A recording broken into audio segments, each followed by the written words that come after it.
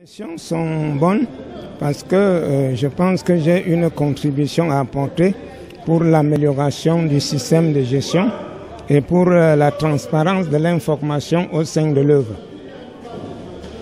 Et lorsque vous voyez cela, vous avez eu à postuler pour être commissaire aux comptes. Est-ce que vous pensez que c'est l'élection venant de Dieu? Est-ce que vous voyez que c'est un choix venant de Dieu? Je crois que c'est un choix venant de Dieu parce que moi, en tant que serviteur de Dieu, j'ai eu la joie au cœur et j'ai été convaincu que je peux assumer cette responsabilité et ces fonctions et que je peux apporter une valeur ajoutée à l'amélioration de la gestion de l'œuvre et à la transparence, puisque c'est une association qui a besoin des informations pour gérer. Et sur ce point, je pense qu'elle a beaucoup d'insuffisants dans ce domaine. Elle n'a pas les comptes à jour comme dans les autres associations. Elle n'est pas en mesure d'évaluer au niveau du conseil exécutif tout son patrimoine. Et je pense que je serai très utile.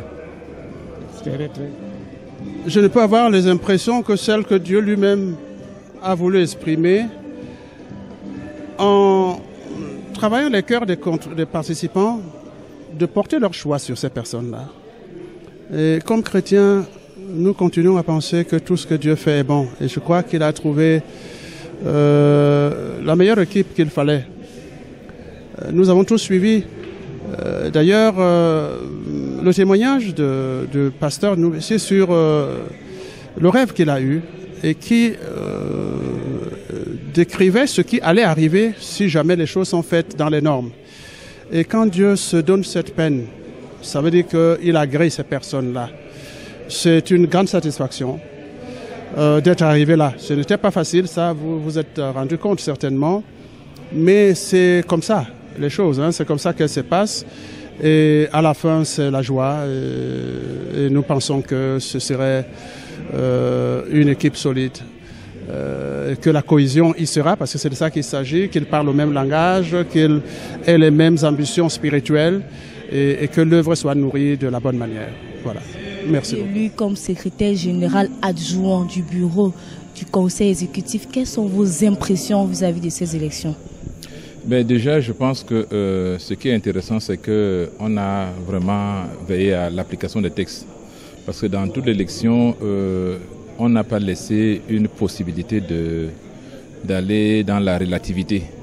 Mais du début jusqu'à la fin, on a veillé pour l'application des textes, que ce soit la présentation des candidatures et autres. Donc, en ce qui me concerne, vraiment, je me suis trouvé au bon, je teste et puis j'ai été élu par acclamation. Donc, cela m'a fait du bien parce que j'y suis depuis plus de 2 mandats. Donc, cela permet quand même que cette fois-ci, nous puissions, ensemble avec le secrétaire général, qui est mon patron direct, d'aller dans la nouvelle donne, tout en travaillant d'un commun accord pour le bien de l'œuvre, en fait. C'est ça. Nous sommes là pour donner de ce que Dieu a mis en nous pour l'abondement de cette œuvre. Donc j'ai été très content et je bénis Dieu pour ça.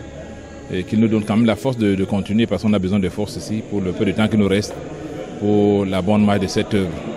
Donc merci. Les questions sont bonnes parce que en toute chose, nous voyons la volonté de Dieu qui voudrait mettre sur place une équipe nouvelle qui va continuer son œuvre dans le cadre de l'EMEC.